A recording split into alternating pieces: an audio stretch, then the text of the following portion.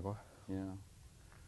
Well, it's going to be good to just go over the history of it and so forth. And the little yellow school bus.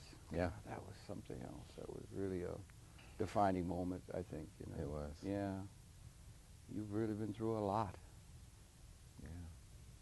It's true. And I'm really glad that we're able to talk. Thank you for the opportunity. Welcome very much to Conversations, where it's a pleasure to welcome to the program Reverend Lucius Walker. And he's involved with the, again, help me out, it's the Interreligious Foundation for Community Organization. Community Organization, and also Pastors for Peace. Pastors for Peace is a program, a special unit within the Interreligious Foundation, which we call IFCO. Yeah. So we can say IFCO Pastors or IFCO Pastors for Peace. Okay, good. That's good. And in any event, there will be a number of people, I'm sure, in the audience that will know, but he's been involved with these friend shipment to other countries and so forth, and tried to question the embargo that has been put upon Cuba and other countries, and to, in a certain sense, take a stance for his citizens to set a sort of sense of foreign policy initiatives that they can assume on themselves, people to people, and so forth. And Reverend Walker, welcome very much to Conversations. It's a pleasure to be here. And to Manhattan Network. Thank you. I wonder if you could, we do have, we touched on it there, and we do have a clip we're going to show of some of the things of one time, one incident where there was a hunger strike and so forth. But I wonder if you could maybe be a little bit, share your own background, if you could, and then the beginnings of IFCO and so forth. But could you share your own background, maybe education, where you're from, and that sort of thing, and then we could just talk about things in a general way. I grew up in New Jersey. Right. My college education was in Raleigh, North Carolina, at Shaw University, Andover Newton Theological School in Massachusetts, and the University of Wisconsin for a master's in social work. I worked for 10 years as a community organizer, social worker, in a neighborhood center which I founded in Milwaukee. And in 1997 answered the call to come to New York to establish IFCO. In 1987? 1967. 67. Thank you. 67. That was an eventful time. And what did you do your undergraduate work in? I mean, English. In English, right? Education, English, right? for teaching. And then you got into being concerned with things, social concern with some of the less advantaged folks. Yes. Yeah. Okay. That had always been a part of my life and my upbringing. There was nothing strange to espouse the causes of those that were left out, locked out, oppressed, exploited. That's just a part of who I grew up being. Of which there are far too many. Yeah, and continues. And in many views and many ways of keeping track of things, growing. Yes, in number on a world scale. And my dream, my work is to try to increase the numbers of people like ourselves who are going to fight along with and on behalf of those who are the neglected, the despised, the oppressed, the disadvantaged. I've been fortunate because all my life, my professional working life, my adult life, I've had the opportunity to do the kind of work that I would literally pay to do if I could afford it and if it were necessary. So while the pay has not been ample, the rewards have been tremendous. Yeah, it's important. There's a distinction. I don't know if Freud made it or not. I'm not sure. But there's a distinction between what is a job, but where you get some money back or something for what you do, and then work, which is a calling in a certain sense. And if one can be fortunate enough to have a calling, that is something that we ought to make. To the degree possible, people can have a calling. I think it's the means to a rewarding life in terms of your internal psychology, don't you think? There are those who must find rewarding work to compensate for the drudgery of their job. In my case, it has all come together all my life. I've had the opportunity to do as my job the work that feels good, that fills my soul, that feeds my spirit, that enables me to go to bed and wake up knowing that I'm a part of something very positive in the world. All right. That really is important. And I did hear you say you took a degree in divinity, right? In divinity and in social work. And in social work, a master's in social work as well, right? An education teaching degree. Yeah, okay. And they all come together. They all are useful in my work. Now you're involved with, it's located here in New York. They have offices elsewhere, but it's in... The national headquarters is in New York. Okay. We have an office based in Chicago. Right. We have our staff is split between New York and Chicago. We are located at 402 West 145th Street in New York City, right in the heart of Harlem. Right down, is it Covenant Baptist? Or it's down the hill from Convent Avenue Baptist Avenue, Church. yeah, right. The building we're housed in is owned by Convent, and they make it available to us in part as a gift. The rent is very modest. Everything we do, cost-wise, must be very modest in order that we survive. Right. And Convent has been a part of this ministry now. The Pastor Grant, or?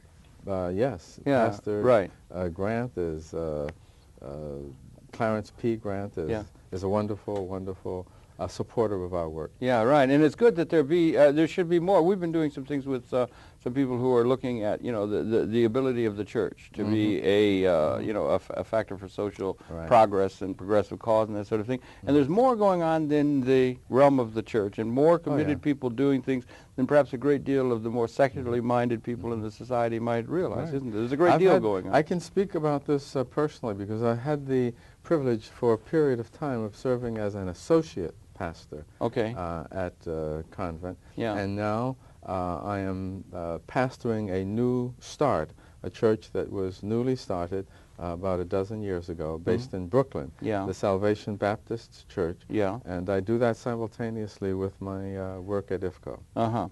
Okay, so you've been involved with that, and I heard you say something about 1967 you came to New York. I returned to New York to establish IFCO.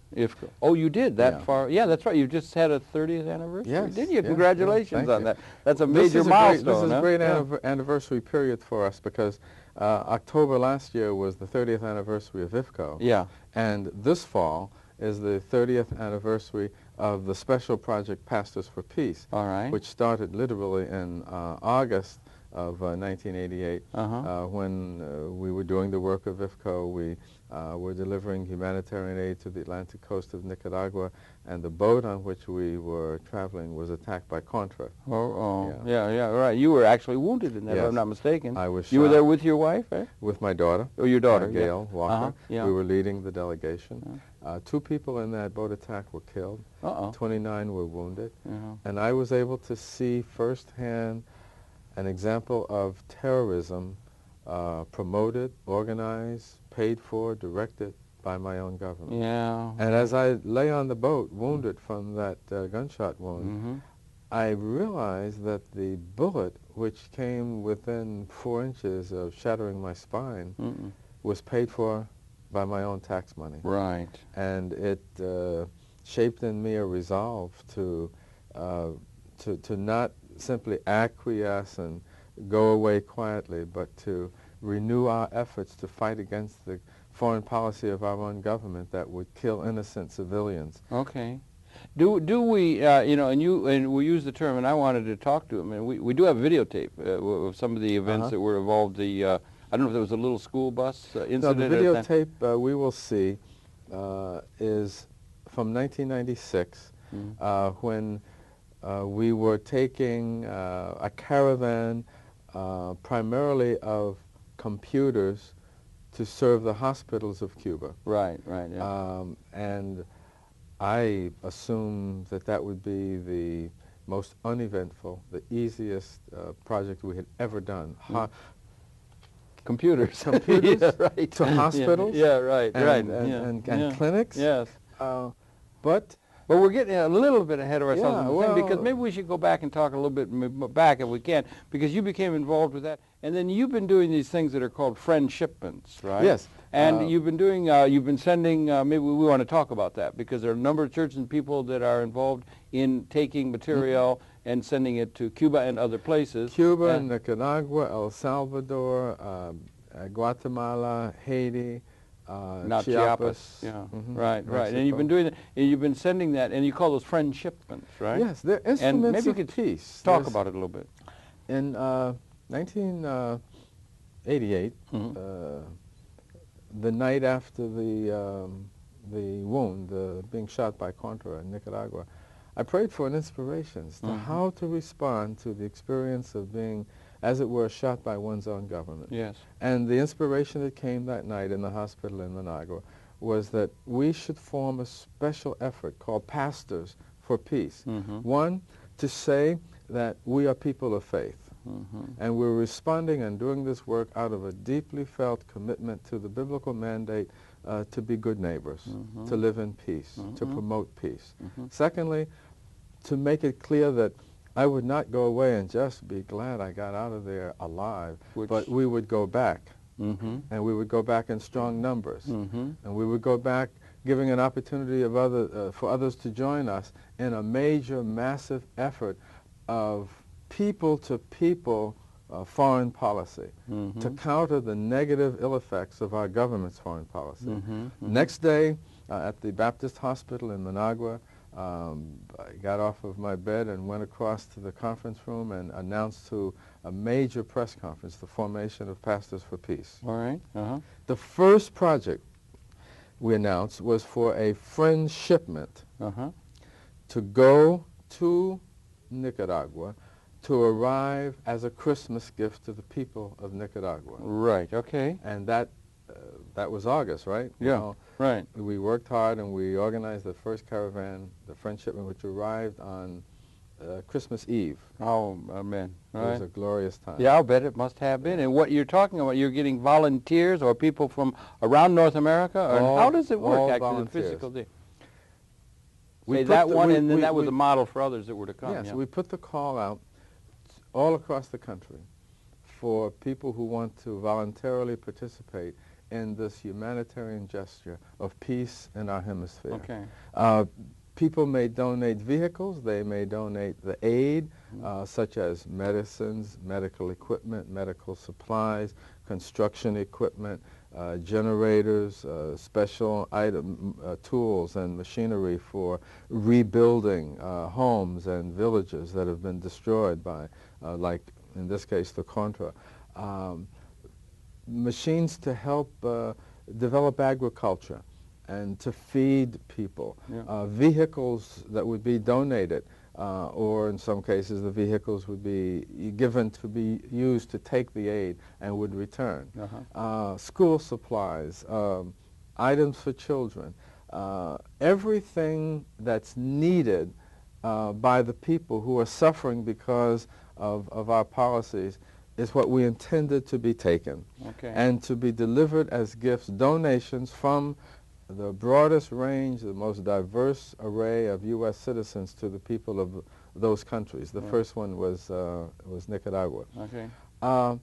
Then we need people to volunteer to host the caravan locally as it travels through the U.S. Okay, so what you have some people, they might begin up in Vancouver or something, and then they come down, they go to San Francisco, and they, you know, the caravan is composed of several routes. Yeah. Let's say 10 like rivulets, to 14 rivulets that are flowing, human rivulets. Yes. We stop in a different community each day, traveling for 10 days. Right. So if we have 10 routes, traveling 10 days, a different day in each city, we visit 100 cities. Right, you are. And we have in some caravans visited 150 cities. Holy mackerel. And talk to people to explain to them directly what our media isn't telling them often and what our government is not telling them. Or we try to counter the misinformation about what our government is doing in those areas or what the real needs of people are, what are their aspirations, what are the problems they're facing day to day and how we can be helpful. Or what dog the tail is wagging that week. That's right. Yeah, that kind of thing. That's and everything you do that. And you say that you have that thing, and you say, now, in the world there's a great deal of need. There are a great number of people who have need. There are some people who are suffering in terms of not having the things they need that is not related directly to some ill-seen foreign policy initiative on the United States government's part or the establishment. You're trying to be, in a certain sense, political, in the sense that you're trying to call to attention that some of the things we do internationally, the United States government, is hindrance to the people, and you're trying to counter that, in a sense, so you are political as well as just humanitarian. In the most fundamental sense of the word, we're trying to be good citizens. We're being humanitarian. We're seeking to build to do the things that make for peace. Now, in some instances, this means when there's a hurricane, as they have been from time to time in the region, we do an emergency caravan. Or when there is a massacre, such as there was in Actial or Polo in Chiapas, we do an emergency caravan to go to those who are suffering because of the massacre, suffering because of the hurricane, suffering because of floods, and we take the items which are specifically needed at that moment. For example, maybe blankets and tents and portable hospitals and rubber boots. I'm making that. But on other, but most fundamentally, we are people who disagree with the policies of our own culture, our own government, that are destroying quality of life for people in the third world. Right. And we are saying our government is wrong, and we want to change the policy. And we appeal to the people that we visit along the routes to talk to their members of Congress, to beseech our government to change those policies that are destroying the lives of, poor, innocent civilians. Right. So yes, we are political. Right. Well, but we are profoundly theological. Yes, I understand. We do this from a faith perspective. Right, I understand. The Bible teaches us, for example, that we should give a cup of cold water to the thirsty, food to the hungry, clothes to the naked. And it doesn't say only do it to those who are Americans or those who are Democrats or Republicans. Although, did you see or Baptists. Yeah, did you see that the Amnesty International now has announced that they are going to put the major campaign at human rights violations here in the United States of America? And they've announced that. I think that it's about time. An amazing kind of thing that they're taking that stance. And they're going to put a whole year's concentration on that. We need to talk about the reality of political prisoners in the United States. But also there's the need to do some of our foreign policy initiatives like the Contra thing and so forth. Is that, and also then you have targeted, and you've been able to get people who feel that way to perhaps get on, enlist in this, this voluntary activity. By the thousands. By the thousands, because specifically they want a way in order to counter the foreign policy initiatives that is carried out in their name by our government that they feel, as you do, is fundamentally wrong. Right. Right. And that's a legitimate stance to take. Although it could make you some enemies. I have been amazed at the numbers of people throughout the United States who disagree with our policies or who question them even though they don't have the information. They say there must be something wrong with this. And when we talk with them, they say, thank you, because we knew this was wrong. We didn't understand the history. We didn't understand the motivation. We couldn't explain it, but in our guts, it wasn't right. Yeah, I wonder if I could. When you talk about the foreign policy in the United States, I mean, we have a number of different initiatives. I presume that it is not carte blanche bad we do. Some things that are done by the United States are quite good and to be applauded. It's just specific things you do. We're not saying that everything and the you US tend does to see is bad. things through through glasses that are called in a term. Maybe we want to define what we mean by progressive. Okay, well, we want to kind of address those. Perhaps things. we can use the video clip which we're going to see as an illustration. Well, okay, we could perhaps. Yeah. Let's go back even sooner. Right. The second caravan. Right. Okay. Which was designed to The first one went down to Nicaragua, right? In '89, did you say it was? Well, the first one went to Nicaragua. Yeah. But I'm talking now about 1993, the second U.S. transshipment caravan to Cuba. Right, okay. Some churches in Cuba had asked for school buses. Right, okay. And we were taking 2 school buses. Right. One of those school Little buses. yellow school buses. Little yellow school right, bus. Right, yeah. And Harold, it was literally arrested or seized by the U.S. By the U.S. Customs. Yeah, and that's because you had to cross into Mexico to go to Tampico? Not because we had to cross into Mexico, but because we had honestly and openly declared that this bus was going to a church in Cuba. In Cuba. And you see, the U.S. has this blockade of Cuba. Right, right. And the blockade was strengthened by the Torselli Law in 1992 and again in 96 by the Helms-Burton Law. Well, we think this law is illegal. We think the blockade is immoral. it's irrational, it's cruel, it's mean-spirited, it is literally a form of genocide, and it must be ended. So was the Bay of Pigs invasion. It must be ended. Yeah. And now the truth is coming out about some of these things. But we decided that we were going to go to our sisters and brothers in love, in peace, in spite of what our government said. Now, that was a risk because yes, it is indeed. That's like the U.S. law says if its citizens show friendship towards Cuba, they may be arrested.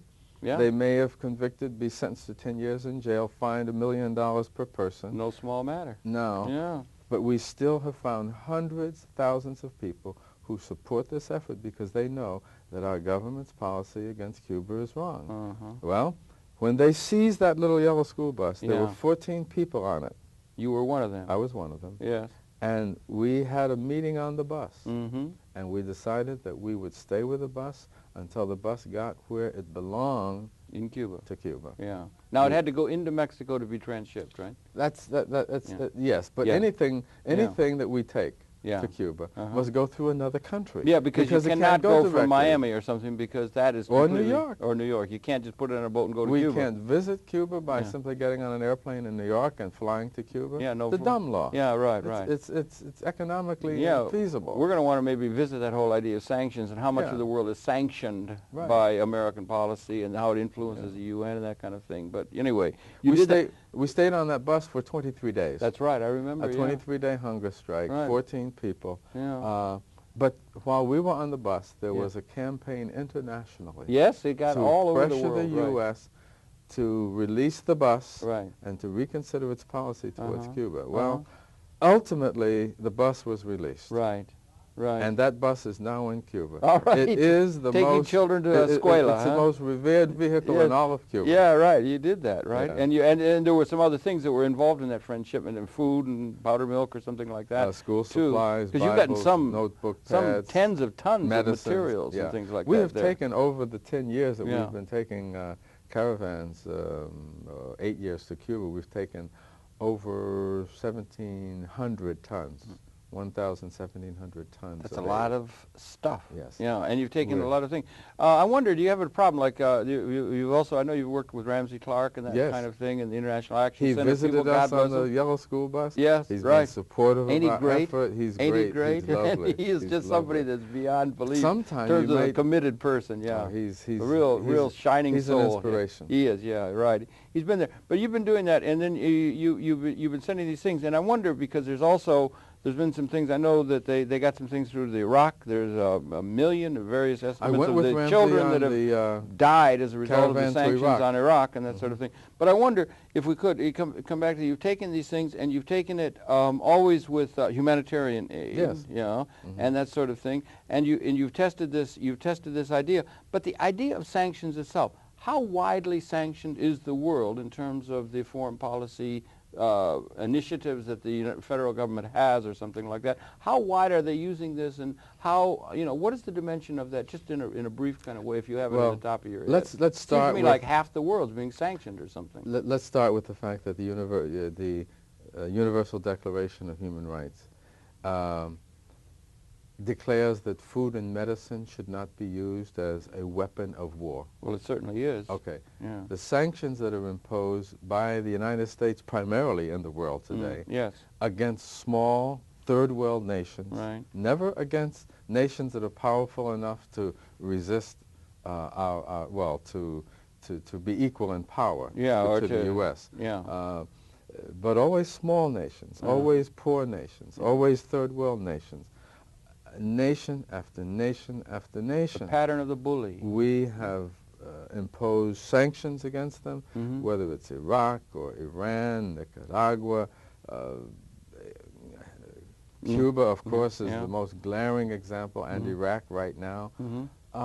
While at the same time our government is giving economic and military aid to those military and dictator governments that are able to oppress their people and to make conditions in their countries good for U.S. business at the expense of the welfare of the common people in their country.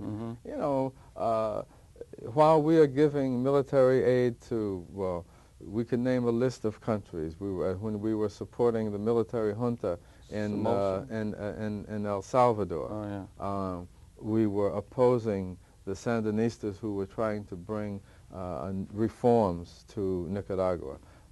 While we have been supporting in Africa, for example, we supported Mobutu in Zaire, but there were other countries in Africa that were struggling for peace. South Africa, we engaged in, we mounted a program under Reagan called constructive engagement and gave them military and economic support even when apartheid was in place. Yeah, right. So the U.S.'s record of imposing sanctions is an onerous, very shameful record. And in the case of Cuba, a small island of 11 million people, have no hostility towards the U.S., no military designs against the U.S. We impose a blockade on them which is causing suffering and death to children, to women, to the old. And we do it because we refuse to enter into ongoing bilateral discussions to resolve whatever differences exist between us and the people of Cuba. Good deal of your work, Pastor's Visa, has been in the Caribbean and in Latin America, in the early stages. In the earlier stages, Africa, and of course, always throughout the U.S., or throughout the whole 30 years. But Africa, Latin America, and the Caribbean. Yeah, the Caribbean, Nicaragua, and then Cuba, and I'm only saying that because we're in the Columbus season now. We're in the Columbus season. In fact, this might air on Columbus Day. So I mean, you know, we gotta think, because there is a. Do you think there is, or do you think there is a pattern of racism that's involved in this in terms of American foreign policy? Unequivocally, and is it something particularly at the heart of the U.S. policy? There is the continued pathology of racism, and if we must pay tribute to those in our society who have mounted a program called 50 Years is Enough, to tell the truth about Columbus, to talk about the atrocities, the brutality, the greed that motivated the exploits, the navigational exploits, and the conquering of lands in the so-called New World. Our hands really are dripping as a people of the U.S. with the blood of people in the Third World who have suffered under the policies of exploitation, by Europeans. Colonialism, Europeans and the U.S. By indigenous peoples in this New World, yes, and then also by increasingly as the slaves were brought by that, there's a racist pattern there that is there. So Columbus was a heck of a navigator. I mean, that he was able to make that transatlantic thing. But you know, when you think about it, we're all out of Africa. There are stories that suggest he didn't know where he was half the time. Well, he didn't. He thought he was in India. But I mean, it's still. But you know, it's really interesting to me in a certain sense that you know, this mitochondrial DNA scientific understanding of the origins of Homo sapiens sapiens. We're all out of Africa. We're all related to a common ancestor 200,000 years ago. And when you think about those Lacayan Indian peoples that were on San Salvador, or some of them that are in Brazil, they had gone 95% of the way around the world in the eastward direction, and the Europeans had hardly moved a tad from Europe until you know. But then there was the joining up of the East and the West at that time, with devastating consequences to the Indian peoples that were in the Caribbean. One of the major differences between the U.S. on this Columbus Day we talked about and Cuba is that Cuba celebrates its diversity. Yeah, right, it does. It is honest about its history. Right. It multicultural. It embraces its multiracial, multicultural, multilingual heritage. As this world must come to do. In the U.S. As this world must come to do. In the U.S. we distort that. Yeah, right, okay. We Europeanize everything. Okay. We denigrate people of color and people from other cultures. We have an obsession with being monolingual. We could learn a lot from Cuba about how to build a society that is predicated upon the affirmation of all of its citizens and their heritage and their contribution to the development of the nation. Do you tend to be, do you think, in terms of Pastors for Peace and your people of the cloth and that sort of thing, and it tends to be, as I looked at the list of people, it tends to be primarily Protestant?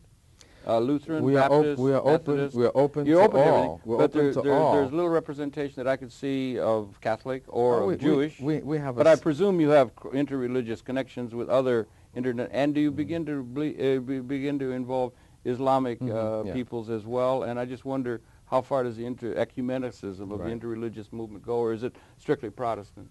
It is predominantly Protestant. Yeah, all right. But we have a significant presence of Roman Catholics. Very interestingly, on that yellow school bus, yes, there was a Roman Catholic priest, another Baptist minister, and myself. All right. The people on the boat, on the bus, were of a variety of denominations and non-denominations. Right. People who considered themselves agnostics. In every aspect of our work, we have Roman Catholic, Muslim, as well as Protestant and Jewish participants. You do now have yes. it, because it doesn't show up on the list of people so much. We don't have as many rabbis, but we have Jewish lay people and Catholic lay people. See, we believe in the priesthood of believers. All right, yeah. That one doesn't have to be ordained formally by a religious organization as a pastor in order to be pastoral. Okay. So we encourage everyone who joins and works with us to understand that they have the opportunity and the responsibility to be pastoral in the effort to build peace in the world. All right, right. And as a result, we don't sit and wait only for the preachers and the rabbis and the priests to come. But the people have taken up the responsibility of building pathways to peace in our hemisphere. And some of those people might be secularly inclined, possibly, but they're involved in what is a good cause politically. And in Cuba, you did have a Marxist regime, which was anti-Christian, or it was anti-theology. You know, it was even though there is that. That's a discussion we ought to have at some length sometime. In the Soviet Union, the Marxists who ran the system in Russia were openly anti-Christian, they saw it as mythic structures and things. That secular hubris that there is. One of the wonderful characteristics, one of the wonderful aspects of the Cuban revolutionary history is that there was no ideological or a hardline opposition to churches. Okay. The opposition was to those who were counter-revolutionaries. And early in the revolutionary history of Cuba, there were priests and pastors who were instructed by their North American counterparts and mentors who were rabidly opposed to the emerging revolutionary government in their own country and worked against it. Right. And some of them were tried and convicted not because of what they believe, their religious beliefs, but because of their political actions. Yeah, okay. But never has there been an opposition to church life in Cuba based upon its being Christian. Okay. Yeah, it's Christian theology. Well, it was just thought about it because some of the Marxists, and you tend to be progressive. I should also tell you that our work, that Pastors for Peace, it is in response to an appeal from the churches in Cuba. Okay. But it is in full cooperation with the party, with the government, with the various elements within the society, including those who are practitioners of Santeria or the Afro-Cuban religion. So it's very ecumenical. Right, okay, good. Very inclusive. Yeah, and that's been going on, and you had that, and we do have this tape. You know, maybe we can show that tape, because there's a tape. Now this one, maybe you can set it up quick. It's about a 10-minute tape. Yeah. But this is more up to date. This is more recent. Well, it's a 1996 caravan. 1996, and when what we were happening? Attempting to take 400 computers to Cuba for use in their hospitals. Through Mexico, right? Through Mexico. Yeah. The events occur in San Diego. San Isidro, right at the border. All of the computers were seized. Oh, boy. Then we tried to take some across the Canadian border. They were seized. We tried the Mexican border again. They were seized. A total of 435 computers. And at that point, the Spirit led me to mount a fast for life. I was joined by 4 other people. Fast for life. For life. You were going to the mat on this one. Well, that was a decision that we held open among ourselves day by day by day. But the fast for life was that we were fasting for the opportunity to give life through these computers, literally give life to the people in Cuba. And you were not, if I may, just a fine point maybe, but you were not looking for a license. You know, there's some people that can apply for a license. You were doing very important directly point. As people to people. That's a legitimate thing. We don't thing believe that our government has a right from the State to Department impose upon us the obligation to ask their permission. Right. So they can tell us when, to whom, how much, and what to take. So you were standing on principle. We were standing on principle. Well, all right. Why don't we set up that tape? We can run it now then, please. It runs about 10 minutes, I guess, something like that. And then we can come back at the end of this. We're talking with Reverend Lucius Walker about friendship and the Pastors for Peace. So run that tape now then, please. Thank you.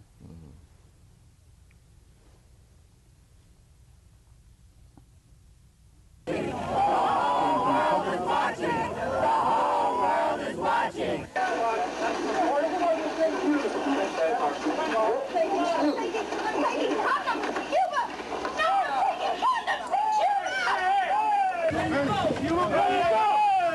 What are you doing that for? You're ashamed of yourself.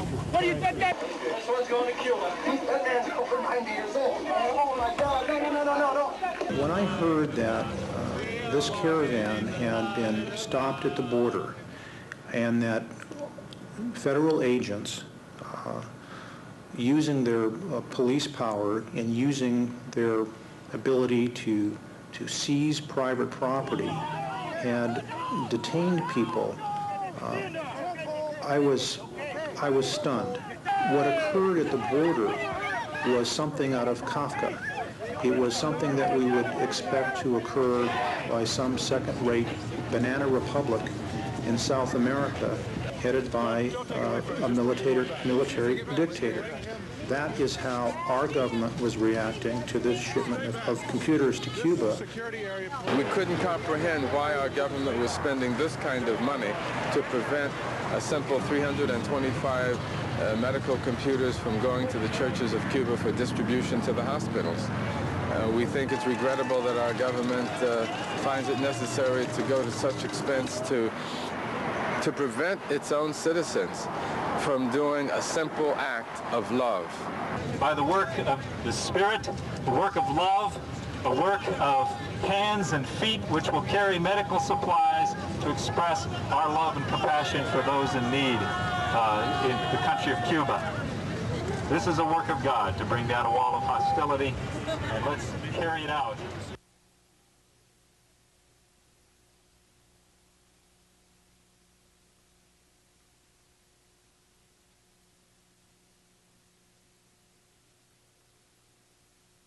And in the face of their use of military power against us, we needed to use moral power to make our case known to the government and, of course, to people in this country and around the world. And the form that took after some prayer and reflection was the decision to call for a fast for life. 5 people have joined in that fast and are gathered here in this wayside chapel of peace and friendship at the border. I'm deeply moved today to visit with 5 people who will apparently put their lives on the line and have said they will fast until the computers are released for the medical purposes for which they're intended. When computers for medical reasons can't go over the border to Cuba, that says something to me about what the United States is doing. And they're trying to make this whole thing a political thing instead of an opportunity to help people.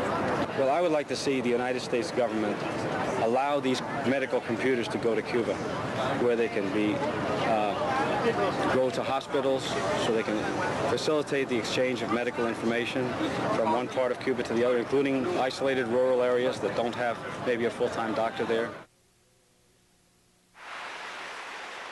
Well, I know some of the families I've stayed with, not only can they not obtain simple, basic needs like aspirin, they also have members of their family that have trouble with asthma, diabetes, and it's beyond embarrassing to be a U.S. citizen. I think those kinds of experiences in Cuba, with the wonderful Cuban people, but also seeing their suffering is a powerful motivation to me to make a commitment to this fast. Well, I feel very strongly to all the Canadian citizens who worked to donate and package the computers that were seized by U.S. Customs. We were made to purchase a bond for $100 American, which was supposed to guarantee us passage through the United States with our computers and onto Cuba. Unfortunately, they seized our computers anyways, and I feel continued commitment to not just the Cuban people for getting the computers for their medical system, but also to those citizens of Canada who worked and donated these for us to carry across. I think that our congressional people have a duty for the rest of the people in the country. I come from Pittsburgh. Our city council, our entire city has voted against the blockade. This is not uncommon. People throughout the rest of this country, the legislature has a responsibility to us also, not simply to a special interest group like the Miami exile community.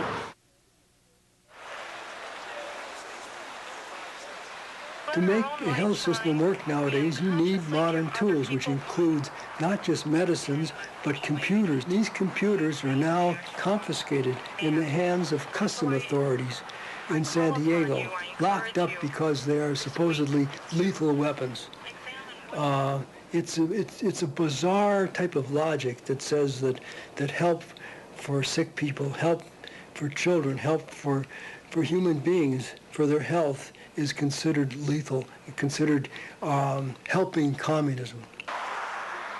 I hear from the family, my sister herself, she had an operation, two surgery, and she was telling me the lack of medicine. My cousin, she's a dentist, and she was asking me about a few different products that they needed in the dental field. Because the lack of raw material, Cuba is not able to produce it what they used to. The intention of the pastor, which is from the humanitarian point of view great, was that the computer will be able to link in most of the hospitals in Cuba. And if there's some shortage of medicine, with the computer they will be able to track who or where they have some medicine. I'm deeply disturbed by the prospect of hurting more innocent people, particularly sick people, by taking medical supplies away, by stopping medical computers from going. I don't see how that can possibly satisfy even an angry person's wish for revenge. It's just generalizing the hurt over a wide range of innocent people.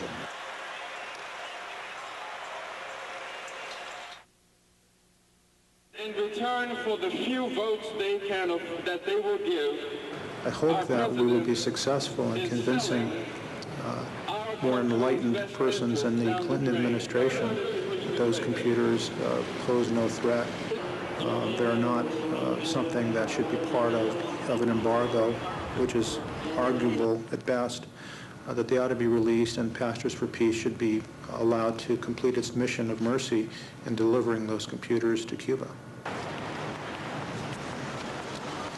Thursday, March 7th, apparently U.S. Treasury Department officials broke into a private storage locker here in San Diego and literally stole about 250 boxes of computer components, some computer carcasses.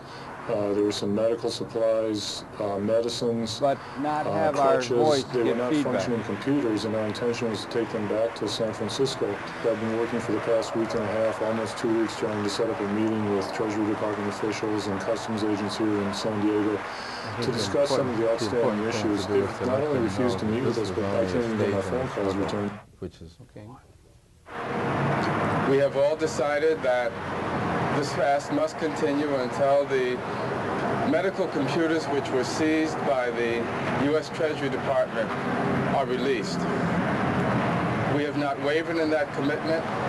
It is not our intent to waver in that commitment at all, but to persist in the release of those computers to carry them on to the destiny for which we think they are ordained, and that is the medical facilities in Cuba to provide life for poor people, for rural people, for men, women, and children who are adversely affected by the U.S. blockade of Cuba. Well, that's really interesting, and so it's good to know that this was just, in a certain sense, a stage of what was going on, and that, as you said, we were looking at the tape, all those computers are now in Cuba, and you didn't have to get a license to do it. We did this video after 23 days, and we distributed it broadly. Every member of Congress received one, all of the major newspapers, thousands of people throughout the U.S. It informed them because there was a media blackout, and we had to create our own media. Right. The fast continued for another 71 days. Okay. But we won. All of the computers were delivered. Indeed, more than the 400, because while we were struggling to gain the release of the 400, from Europe, Asia, Africa, and South America, other organizations donated in the spirit of support for our efforts, computers to Cuba, in the number of 1,400.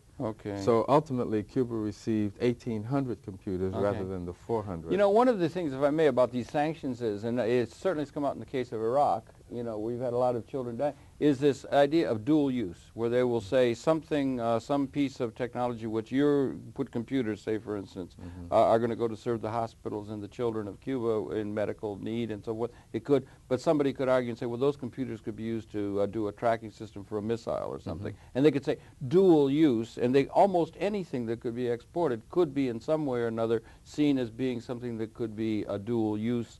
Is that not a problem in terms of trying to define what and what is not going to be allowed through? In humanitarian terms, they could take milk and say you're going to make a bomb out of it. That's carried to the extreme. Let me give you two illustrations. One is on a previous caravan, the government literally seized a two-slice pop-up poster. Toaster. Because it was electrical. They're saying anything that's electrical. So pop-up toaster couldn't go to Cuba. Well, we won that, and the toaster went to Cuba. But that is a problem. But in this instance, the argument of dual use had already been dismissed by the National Security Council. The National Security Council. In the case of the computers. In the case of the computers, the National Security Council said that these computers, which were 286s and 386s, pose no threat to the national security of the United States. And they said this to the Customs and to Immigration, to all of the Treasury Department. But there is this obsession, this fear by the bureaucrats of even being able to listen to their own people. And there is that problem. And the bureaucrats, or the people who are going to say, is that you're lending aid and support to the enemy. That's what they're going to say. But we gave the names and addresses of the facilities where the computers would be located. Good. But so there was no information withheld from our government. Our government was simply acting in an irresponsible, mean-spirited way, without logic, without reason. Well, they have a certain kind of logic in a certain sense, and they're going to say you're lending, in the cases of Cuba, Cuba is an enemy of the United States. They will say. Let me finish the thought if I may. And they'll say that you're lending support to the enemy, as it were, and so forth. And then they will say that that is something, and then they will start probably bringing up in traditional WAG, all kinds of terms and everything like that. They will bring up the term terrorist, that you're going to, they are terrorists. The people that are against us are terrorists. And then that question becomes one of, how far do we go in terms of, and you are progressive, in terms of the people that you, in a certain sense, try to give support to, how far do we go in terms of people that are needful or people that are doing things in terms of that? We just bombed in Sudan, a pharmaceutical facility that was supplying medicine to a great number of people in Africa. There was no threat to the security of the United States. But now they're going to say that that was done an anti-terrorist kind of thing, or bin Laden's people up in Afghanistan and so forth. If we were to go with a friend shipment to Sudan or to bin Laden or something like that, how far could we go and not have their terrorist claim be one that begins to resonate in terms of the conscience of the American people to work? Do you understand what I'm saying? Let's deal with the reality. Let's deal with the reality. Let's do that. We're not talking about bin Laden. No. That's not on our agenda. We are talking about Who, you mean the Cuba. United States government? No. Yours. IFCO passes for peace. All right. We're not making the case or attempting to make the case that we ought to take aid to bin Laden. We're saying that we should be able to take aid to hospitals in Cuba, Yeah. to churches in Cuba, to child care centers in Cuba. In Cuba. So let's deal with that. Are these children in the child care centers, are the sick people in the hospitals of Cuba, are they terrorists? Are they a threat to the security of the United States? The answer is clearly no. Is Cuba itself a threat to the security of the United States? Well, remember the Cuban... Wait a minute, not according to either the National Security Council of the United States or some of our own generals. General Sheehan, for example, who recently visited Cuba, who came back and said to those who were in the Congress debating the passage of a bill to remove food and medicines from the blockade of Cuba, said Cuba is no threat to the U.S. Food and medicines should be allowed to go. There is no question about that. Well, and we shouldn't confuse that with bin Laden and with... well, bin Laden is an extreme degree. With abstractions that really have no bearing upon our work. Well, I want to Although keep I know the focus on our work. Ramsey Clark's in Sudan now. He's looking at that. He's not going to let the bombing of that facility in Sudan go because it is not Cuba. Cuba is in a certain sense, if I may, Cuba is in a certain sense safe for progressives because Cuba is Marxist. Cuba has It's safe for the U.S. No, it's safe for people who are it's safe for the U.S. It does not pose a threat to the U.S. And therefore, if the U.S. is serious about seeking to be a peacemaker in this hemisphere, let it begin by removing the blockade from that nation which is the most severely blockaded, but which poses no threat to the U.S. Yeah, but I'm not just necessarily testing. I'm not just necessarily testing the federal government here. I'm testing you in a certain sense, and Pastors for Peace, and the movement about progressive people who want to call exception to the blockades or the embargoes. We embargo Libya now. But see, we are very specific. We're very concrete. Now, but I'm saying, what is the limit of where you're going to go with your support for people in the name of progressive politics? Well, I and what are the lines upon which you will go? You said you did visit Iraq. At the outset of the program, right. I invoked the Universal Declaration of Human Rights. That's a good document. And so let's take that as our benchmark. Okay. The Universal Declaration of Human Rights declares that food and medicine should not be used as instruments of war. That's as far as we want to go. I mean, that's a very good answer to your question.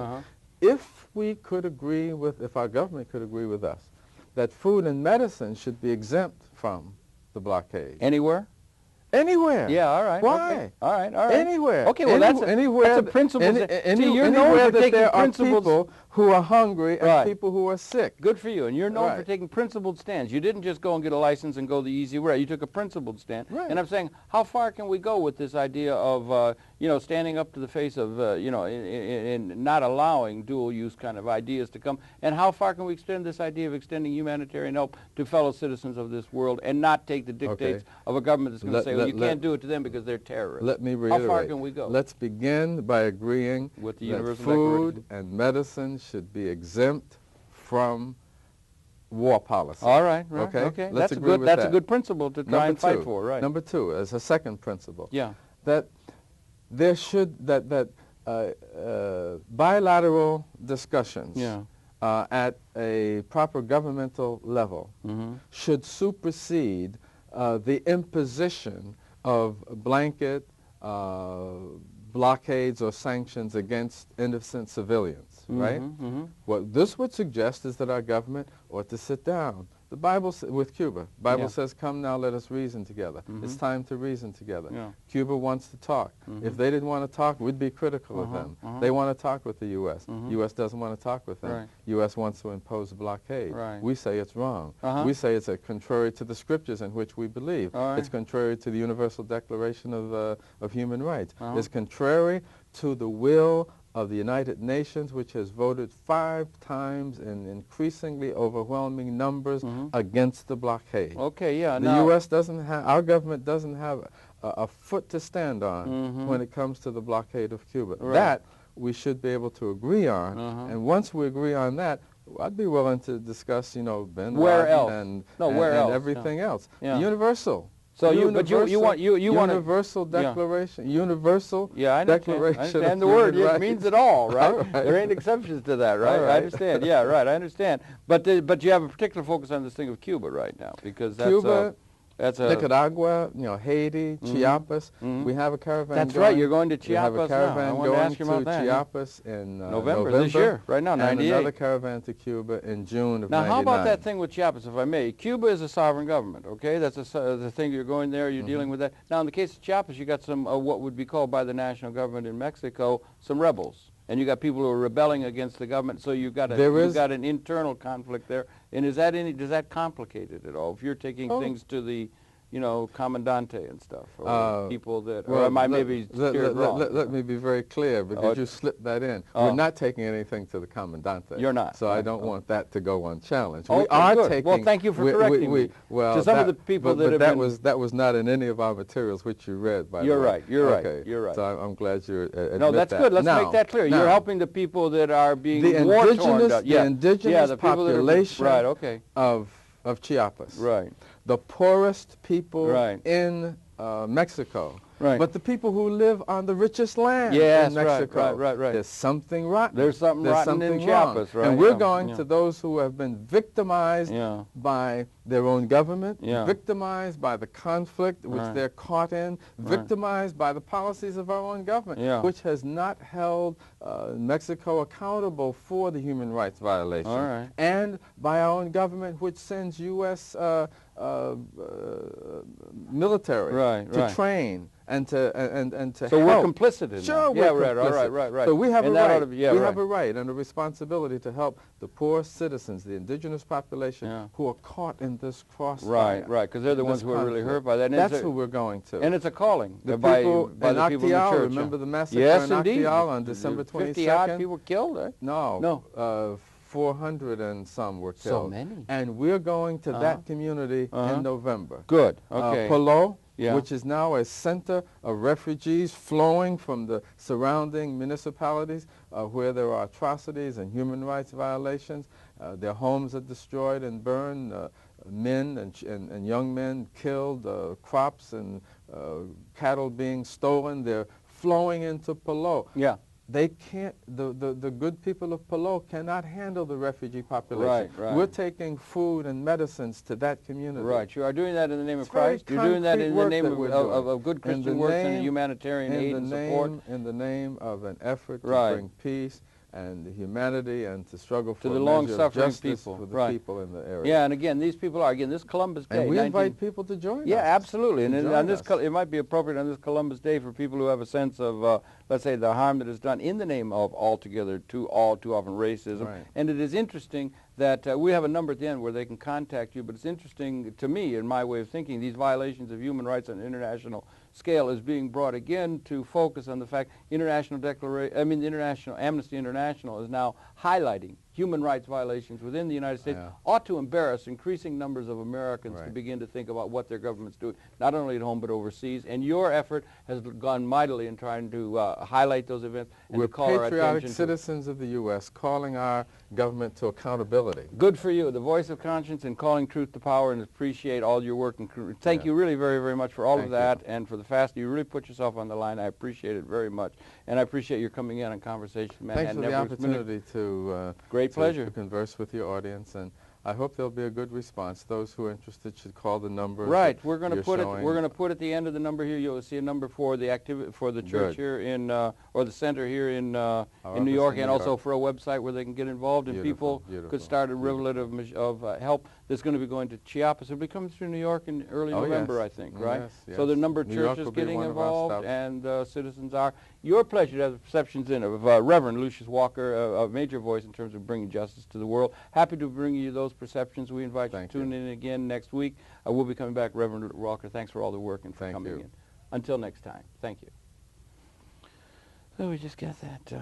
So we'll get the address up and the number and so forth. And so when are they going to be? Do you know now when the people those things will be coming through New York? So the people in New York City. I know the Fifth Avenue Presbyterian is going to get involved, and I've talked with Cliff Frazier and the people at the Martin Center, and the churches are getting involved. Are good rallying points, I guess, for putting things together, logistics, for collecting aid, for meeting, for people to meet. It's going to be early November. They'll be through New York.